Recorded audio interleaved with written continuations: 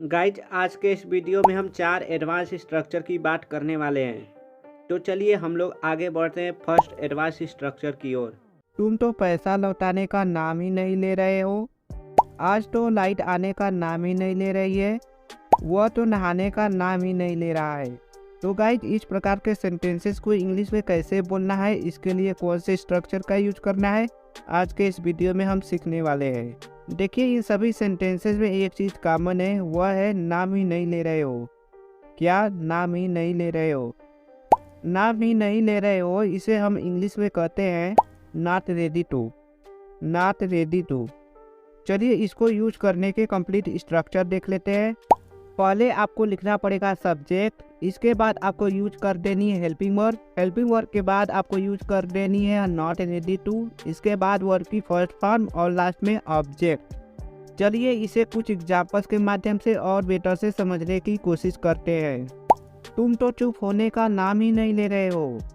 You are not ready to stay quiet. You are not ready to stay quiet. तुम तो पैसा लौटाने का नाम ही नहीं ले रहे हो।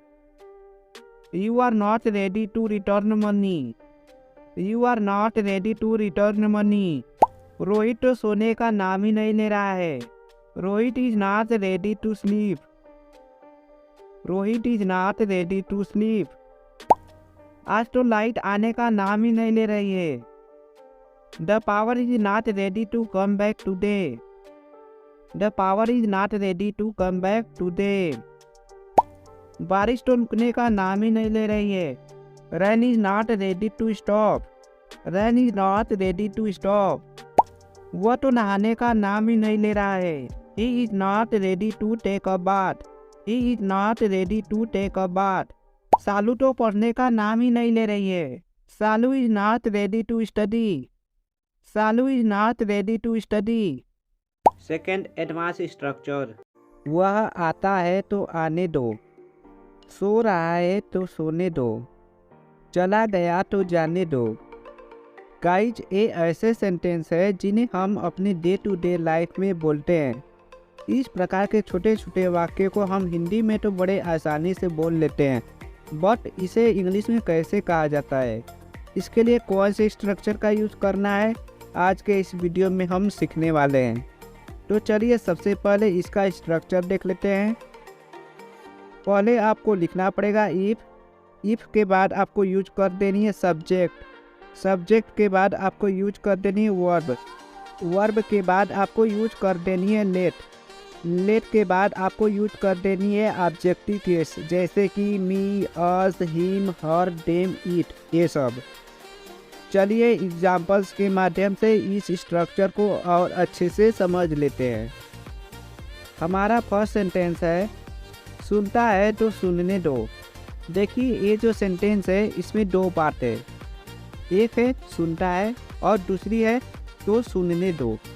सुनता है इसे हम स्ट्रक्चर के अनुसार लिखेंगे इफ़।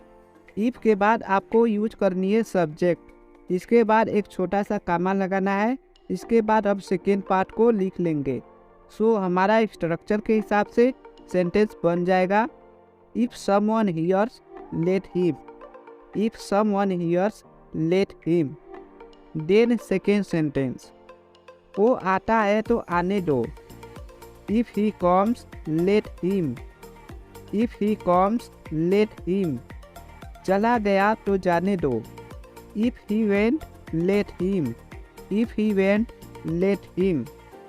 खराब हो रहा है तो हो जाने दो। If it is going bad let it. If it is going bad let it. जो हो रहा है तो हो जाने दो। If it happens late it. If it happens let it.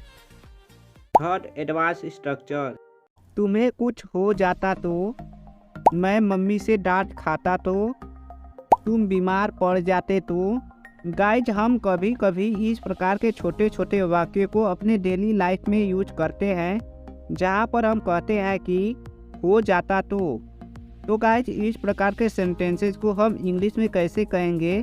सो इस प्रकार के सेंटेंसेस को इंग्लिश में यूज करने के लिए हमें यह स्ट्रक्चर फॉलो करना पड़ेगा। पहले आपको लिखना पड़ेगा व्हाट इफ। इसके बाद सब्जेक्ट के बाद आपको यूज कर देनी है हैड के बाद वर्ब की थर्ड फॉर्म और लास्ट में ऑब्जेक्ट। मैं आपको एक और चीज़ बता दूं, अगर आपके सेंटेंस जो है पैसिव वाक्य में है तब आपको यूज कर देनी है यही स्ट्रक्चर, बस आपको यूज करना है हैड के बाद बीन। क्या करना है? हैड के बाद बीन का यूज करना है। चलिए कुछ एग्जाम्पल्स के माध्यम से इस स्ट्रक्चर को और बेटर से समझते हैं। वह गिर जाता तो what if he had fallen, what if he had fallen. मैं डांट खाता तो what if I had been scolded, what if I had been scolded. देखिए ये जो सेंटेंस है ये पैसिव वाक्य में है, इसलिए हमने हैड के बाद बीन का यूज किया है। नेक्स्ट सेंटेंस, तुम बीमार पड़ जाते तो what if you had fallen ill, what if you had fallen ill. तुम्हें कुछ हो गया होता तो what if something had happened to you, what if something had happened to you. And fourth advance structure, वह मुझे पसंद नहीं करता तो क्या हुआ, वह अंग्रेजी सीख रहा है तो क्या हुआ, वह नाराज होगा तो क्या हुआ। सो गाइज, हम इस प्रकार के सेंटेंसेस को इंग्लिश में कैसे कहेंगे जहाँ पर हम फ्रेज यूज करते हैं तो क्या हुआ।